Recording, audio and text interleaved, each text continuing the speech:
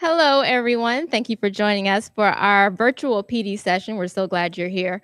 Today, we're going to talk about ways you can promote and market your school during the summer months and throughout the rest of the school year. Right now, we're going to start off with Arthur, who's going to talk to us about how you can use Canva to promote and market your school.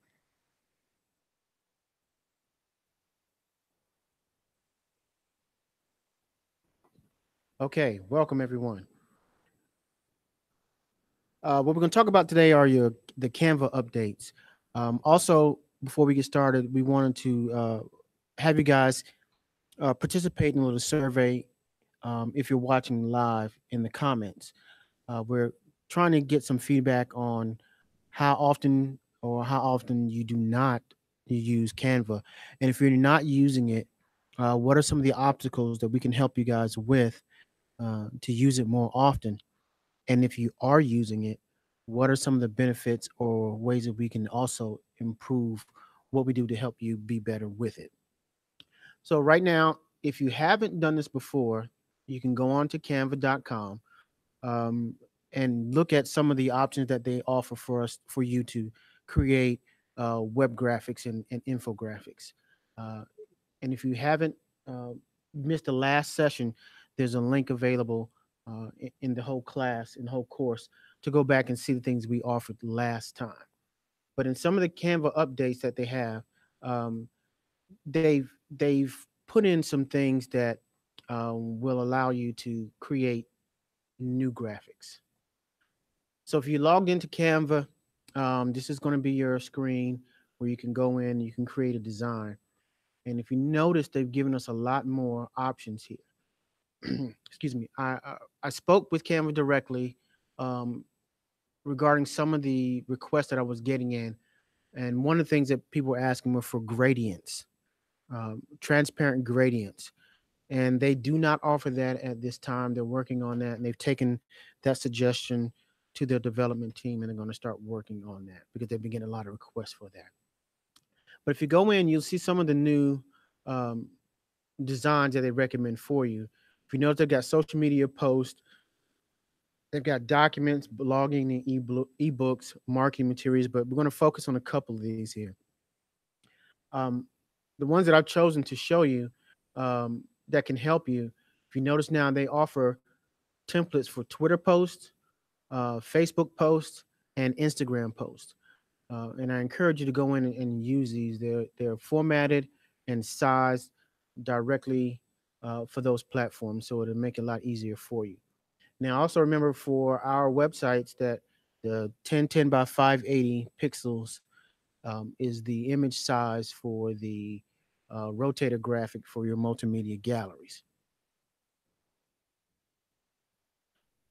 Also, if you look at the social media and email headers, uh, subject you can find again for your Facebook covers and your Twitter handles. They've got those already sized for you, and I encourage you to use those to help market and promote your schools on those platforms because these templates will help drive your message visually.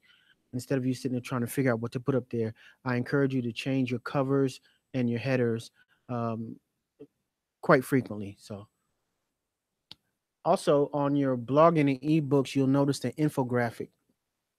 Now, we've had you do web banners before, we've had you do social media, but I wanted to throw in this infographic so that it would give you options to use Canva beyond just social media. You can use this throughout your school, in newsletters or flyers. You can use these infographics, and they're real simple to do. They're just like other templates. If you click on it here, you can see some of the options that they give you. And in fact, with this one, I chose this one because you could create one infographic to go across all platforms or help people find you across all social media platforms. So don't be afraid to go in and look at some of these and try to create some options for you. Now, also, we've been getting in some images that I've requested for some of you who have used Canva quite often, and we got some of those in. But I would definitely like to encourage you to send more of those in, and share with me or add me to a team. If you haven't added or created a team, please go in and create a team and add me to it. That way I can look at it and show you some things that you're doing right, some things you're doing wrong, um, without having you out there just guessing. So please be ready to use those and go in and see that. And again, in case you missed it, here's the link. It's going to be available in the Canva resources in the spring cleaning class.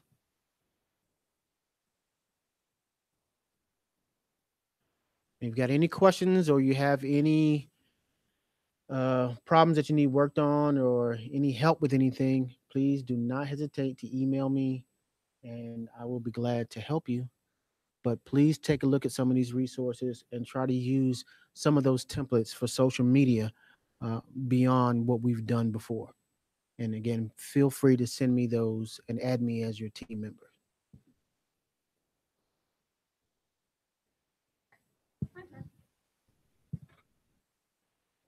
Okay, everybody, it's Becky. We are moving on now to our next portion. So let me see if I can get everything organized. We are going to start talking about website spring cleaning. This is something we do on a regular basis, and we are aware of that. But it's important that we make sure our websites are fresh with new images, fresh content, especially as we start looking towards the summer months. We want to make sure our pages are active. So what we're going to do here is if you log into the Canvas course, if you haven't done so already, it's actually called the School Communicator Summer Meeting / Training 2017. It's the one we used in the summer when we kicked off back in August at that kickoff at Porter Ridge High School. If you click on modules, once you're in that course, you will see our course today. At the top, we've included an agenda for you in case you forget something or you're looking, you need to run out of the room real quickly, see what you're going to miss. You need to plan accordingly. The agenda is at the top. Arthur's presentation that he just showed you in PowerPoint is linked here in the Canva presentation, and he's also added some additional Canva resources for you to look at as well. What I wanted to go over with you guys today is a punch list. I want to go over some steps with you regarding the photo gallery. Sometimes I get email questions about how to insert the photo gallery, so we'll go through that. I've also made you a screencast if you look down here at the third link, so it takes you step by step. And we've also put the resource manual, the standards manual as a resource, I should say, on the course so that you can reference back to that if you have a question about color or size or when it's appropriate to use the logo. So if we look at the spring cleaning punch list, you can either just follow along on the screen or download your copy as well. I'm not going to read this to you per se, but there are a couple features that we really, really need to hone in on, and we need to start with the rotator.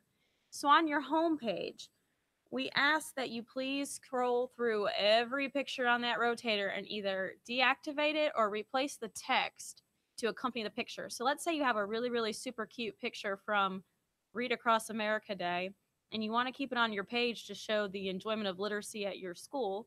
That's great. Just change the caption so it doesn't say Read Across America.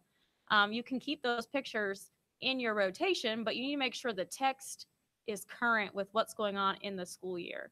Um, think about also just going into Site Manager and reordering your images. So for example, right now you may have the career fair at the front of your rotator because it's an upcoming event, but maybe there's a picture further down in your rotation that you haven't seen in a while or you wish your users would see at the beginning when they visit your page. Just go ahead and reorganize those pictures so that they can see that. And please remember, like Arthur had mentioned, when you use a photo in the rotator, please make sure it's sized to 1010 by 580, because if it's not, it's going to be distorted and it's going to look a little funky on your web page. The About Our School section, when you guys are on your school website, let me open up this tab real quickly, and I'm just going to pick a random school. So this is no offense to anybody's school. Let's just go ahead and pick Benton Heights. When you're on your school page, we have this part that says about our school in that menu bar. What we're asking you guys to do, and a lot of schools, a lot of elementary schools have already done this for kindergarten registration, but about your school, go ahead and update your information. So if you were going to go to about our school and you click on contact and general information, this would be a great page for you to edit, and you can give some background about your school, maybe your school's mission, your vision, some highlights, the different academies at your school if that's applicable. Some other people have actually made an additional left nav here on the side as an additional page, and they're calling it Fast Facts. I believe Marvin Ridge Elementary may have this. Let me look real quickly as an example. So we go to about our school, contact and general information. They don't have Fast Facts, but they do have Mandarin immersion. So maybe they want to talk about that program at their school. We would just like to see on each school page to have a little bit more information about your school versus just the address and contact numbers. So if you could go through there and maybe take a look at adding some information to that section, that would be cool as well. Administration, sometimes we have administrative changes. Some people earn their doctorates, some people get married. If you can please go through your administration section on your page and please ensure that all the administrators are listed properly, that they have their proper title, whether it's Dr., Mrs., Ms. Please make sure they have an updated profile and that their photo is enclosed. I guess it's not really enclosed, but is on the page as well. The calendar. If you may not already know this, for Board of Education meetings, we are no longer using a third-party program. Our board documents and meetings are in the SchoolWires calendar on the home page. The SchoolWires calendar has a lot of functionality. You can color code events, you can upload documents, attach files. So please make sure that your school calendar is updated. Please make sure you're putting information on that calendar for your visitors to your page to see what's going on at the school, because remember, this isn't only for current families, this is also for prospective families as well who may be looking to go to your school, or they're evaluating a charter versus a public school. You want to show them what's going on at their building, and so that they can find that information for events easily.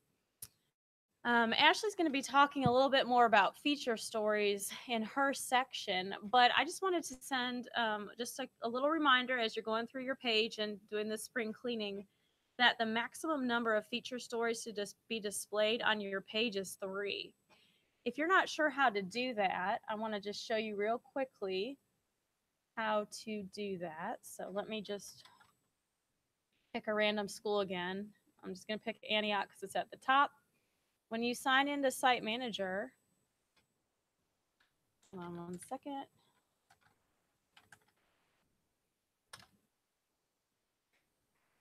When you sign into Site Manager and you go to your home page, when you click on Home Page and you scroll down to your Feature Stories section, if you click on Options in the upper right corner, you see this option here, Display Settings. You want to make sure that this second button is selected and that the number is 3. We don't want more than 3 feature stories on your page at a time. That doesn't mean the stories go away. It just means they're only showing the most recent 3 stories on your page. So please consider taking a look at that as well. Let's see. And what's the question, Arthur? Sure. Yes. Hi, Heather.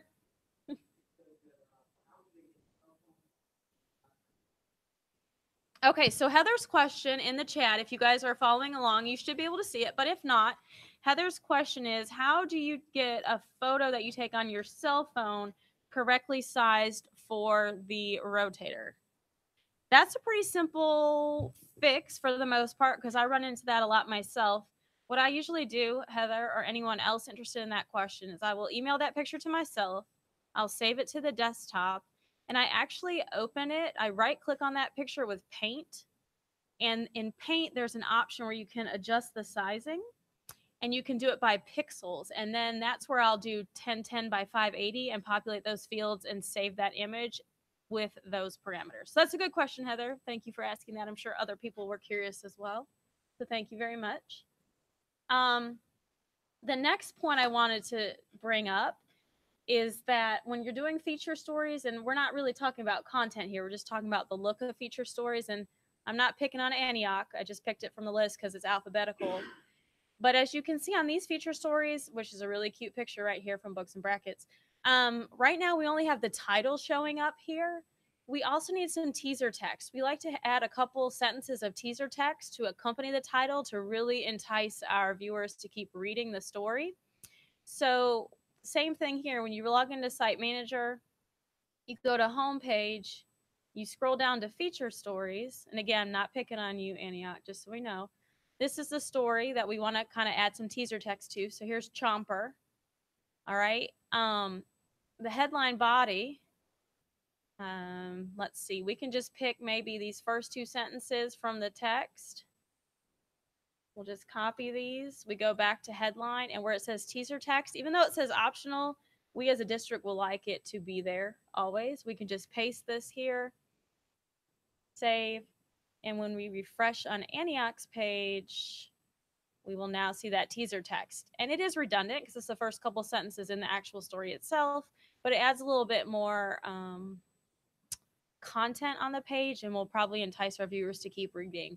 So that's something to please keep in mind as well. Trying to think what else. Please remember that your thumbnail images, remember thumbnail images are these little guys right here. Your thumbnail images always need to be set to a width of 200. So again, for those of you that are unsure how to do that, I don't really think anyone has a question about that, but just in case, when we go into the actual story itself, we set the width at 200 and the height will automatically adjust. So we don't need to worry about that. Our width is what we care about. Horizontal pictures work best, but we definitely take vertical pictures as well. And to be honest, this picture looks best vertically, and it's a really good picture, whoever took that picture. So shout out to Antioch for that. Let's see what else. Also, on your announcement section, I keep closing out this page, but maybe it's a good resource to have. On your announcement section, even if you look at the district homepage, whether it's the school page or the district page, we only have a couple announcements on our page. I say a couple, like 3 or 4. Please just try and limit these announcements on your left-hand column. We're trying to avoid the quote-unquote infinite scroll so that people aren't scrolling and scrolling and scrolling and scrolling to try and find something. So keep your announcements fresh. Maybe if you're worried about, somebody missing an announcement, maybe you go ahead and replace this never-ending scroll with some, I don't know, maybe some social media posts. So you could also share your announcements that way as well. And that way you're not having this infinite scroll. So that's just a possibility if you'd like to look into doing that. Couple other things. As you are doing spring cleaning, this is probably one of the most important things that we're going to ask you to do. Is we want you to go through, I'm going to pick a different school. I'm just going to pick Fairview since I know Heather's here. We want you to go through here and look at your different pages, whether it's clubs, counseling, forums, whatever the case may be. Just go through here. You don't have to go through every single page, but kind of spot check some things. And if something isn't being used or something's outdated or you have pages in Site Manager that are blank and they're not populated, please deactivate those. Next year, we're looking at some procedures to be more ADA compliant, and the less pages we have to convert and dig into, the easier that's going to be for each school when it comes to making your pages ADA compliant. So if there's a page that hasn't been used, that isn't needed, please deactivate that. What comes to mind for me is the sports pages. We have lots of booster pages and club pages. We now have one website that does all those athletic events. If your school doesn't need miscellaneous pages for athletics, go ahead and deactivate those pages, please. And all you don't have to delete them. You can just deactivate them and problem solved. Lastly, like it says here on this punch sheet, please remember we have the standards manual. It's available for you to look at if you ever need something. You're not sure about the color, font, etc., like we talked about. This course is always available for you as well. Let's see. Moving on. Arthur, are there any other questions over there?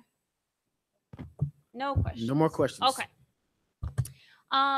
This document here, guys, without walking you step by step, because I know you all can read, This is going to show you how to insert a photo gallery into a feature story. So if you remember back in the summer, School Wires did an update and you had to right click and inspect and look for this app ID and this code and all those fun steps. Now they've made it a little simpler.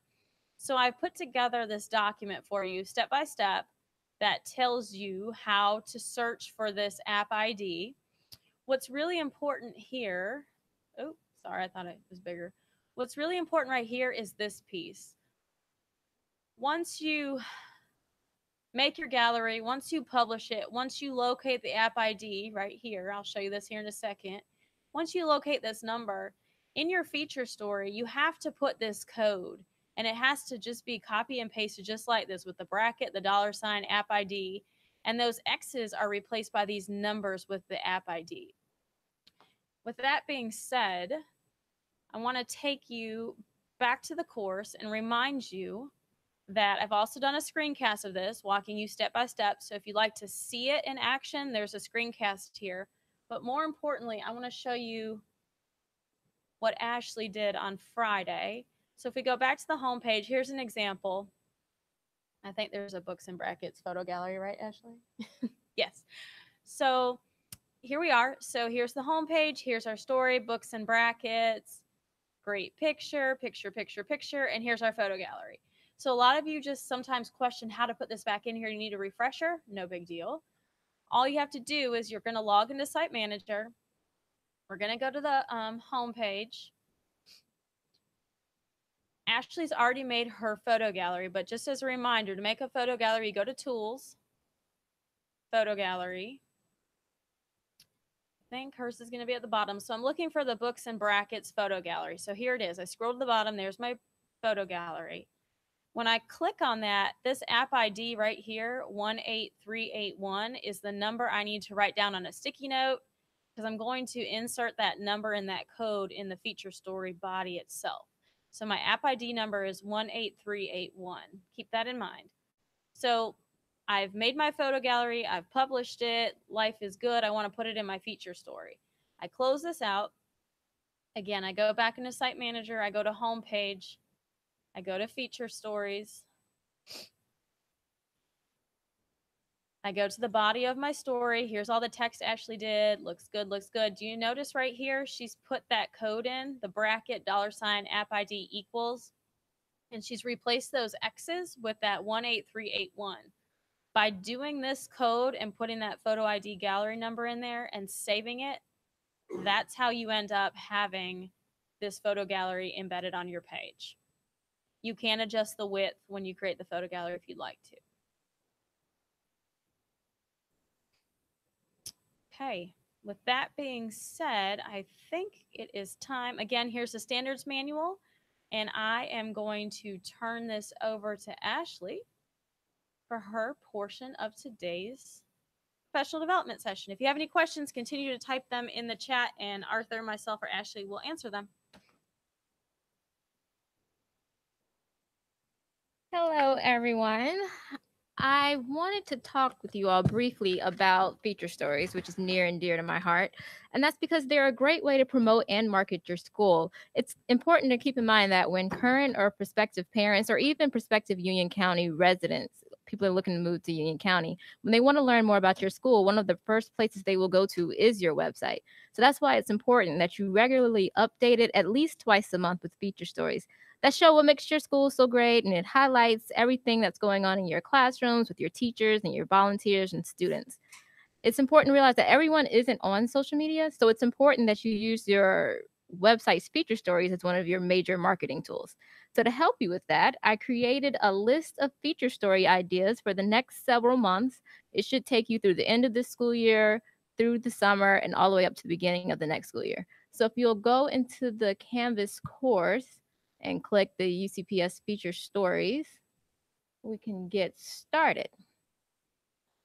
So starting with April, April is National Volunteer Month, and this is something that we'll be celebrating at the district level, and we'd love for you to celebrate it at your school level as well. So whether it's a parent, a community member, business, or even another student, April is the time to highlight them on your website. And I want you to remember, you don't have to write a 500-word article. It doesn't have to be anything lengthy. You can just find out the name of a math tutor or read with you volunteer at your school, email them 3 questions or so, and just post a Q&A on your website along with a few pictures of them working with students. May. It's a great time to highlight your school's teachers and graduates. Every year we celebrate Teacher Appreciation Week. So you can use this time right now to start thinking about how you'd like to highlight your school's teachers during that week. Again, you can do a Q&A with students about what they like most about their teachers. Or you can celebrate the whole month and do 2 or more teacher features where you can just kind of write information about maybe your longest serving teacher or one of your new teachers. I have an example of Marshville Elementary. They did a post on teachers for Teacher Appreciation Week last year. And what they did was they started off by talking about why they're celebrating it. They encouraged other people to also celebrate their teachers, and they did a few sentences about how they're celebrating their teachers throughout the week. It's something small, but it's something that has a big impact, and we want to encourage you guys to do that as well. And also, if you're a school communicator at a high school, I do want you to know that now is the time that you can start promoting your outstanding high school graduates in May.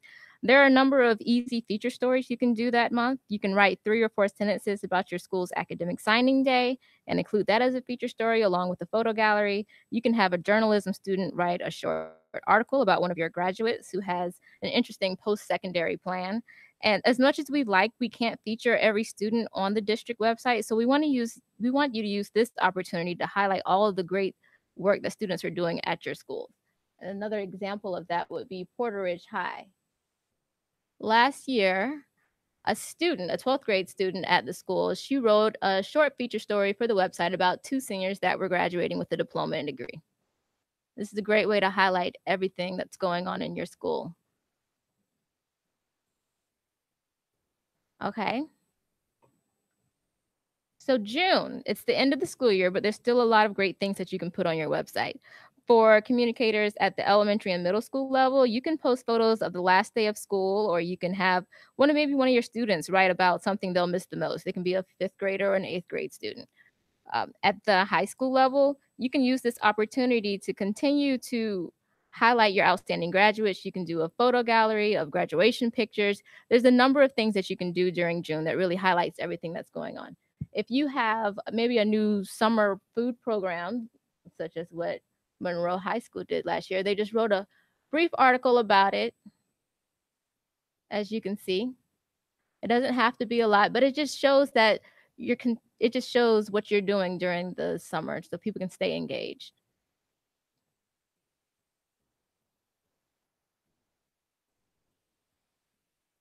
So moving on, July is also a great time to tout your school's successes. School's out, but that doesn't mean that traffic to your website has stopped. Before the end of the school year, you can start working on posts that you can automatically post to your website during the summer. You can try to create a top 10 list of ways that parents can prevent the summer slide, or you can tout your school's successes with a list of 5 or 10 reasons of why your school is the best. One thing that Antioch Elementary did last year that I thought was really interesting is they focused on literacy during the summer. So as you can see, they took pictures of students who were reading throughout the summer in various places, and they turned them into feature stories. And they posted those throughout the summer, which is a really interesting way of keeping content fresh on their website. So there's a number of things you can do during the summer to continue to promote your school and promote your students.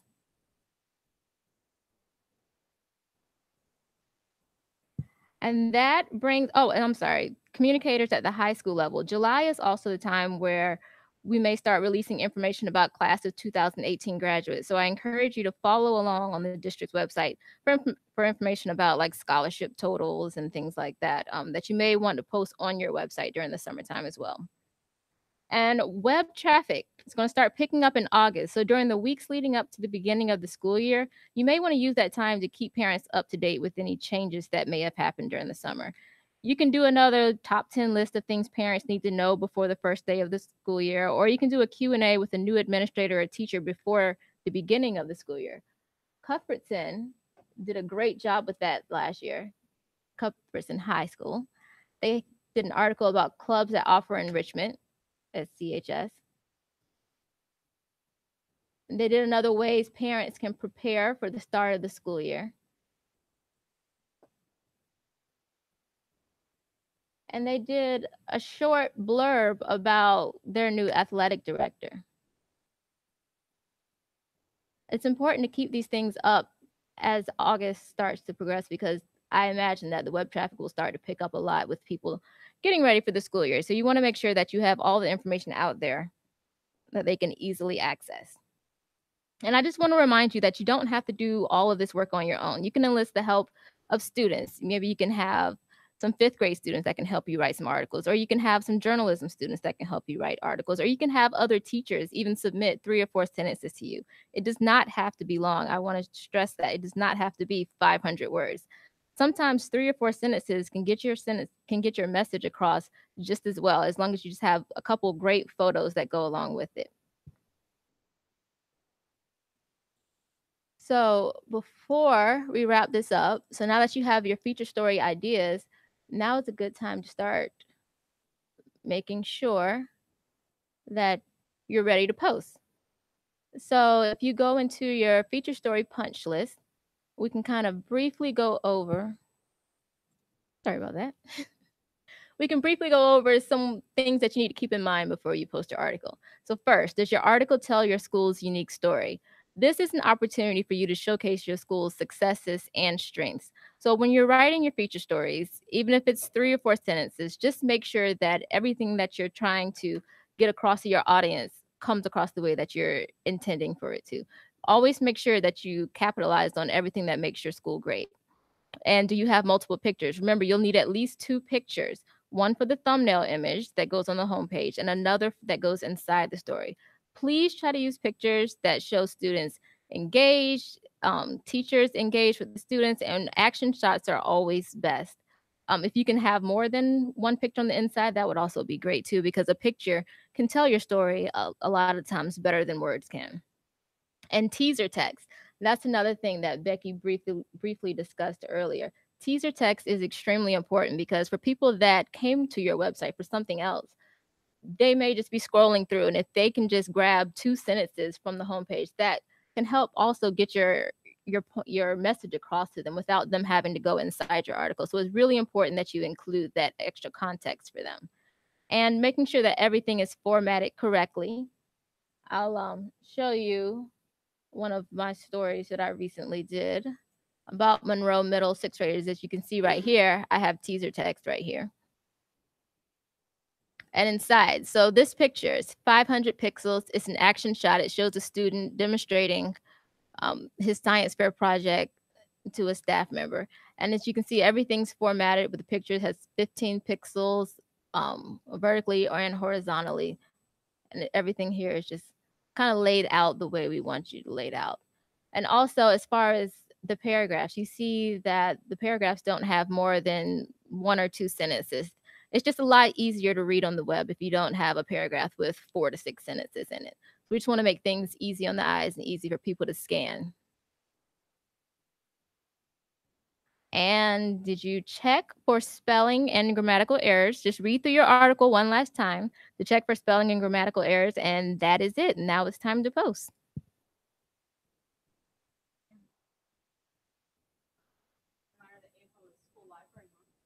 Oh, and I'm sorry, we got a reminder that April is School Library Month, so that is also another feature story idea that you can consider for next month as well. So that is it. Thank you everyone for joining us. Thank you for all of your questions. We'll send out. Is there anyone that has any other questions? You can just type it in the chat feature that's on the YouTube channel right now, and we can just wait a couple moments in case you have anything else. I know it's a lot of information to process.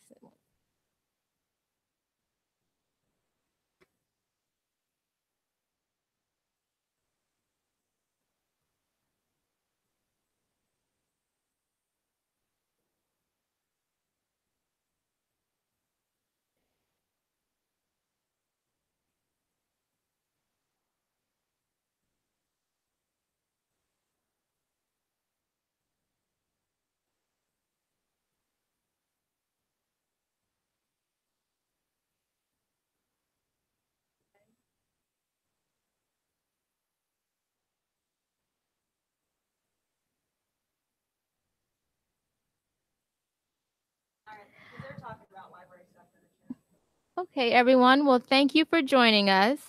We hope that you found this information informative and helpful. As a reminder, when we send our weekly email out tomorrow, we're going to also include like a very brief 1 or 2 question survey, just basically trying to get some more feedback about what you thought about the session. Is there anything that you had any additional questions about and things like that? If there aren't any more questions, then I guess we will talk to you later. Have a great day.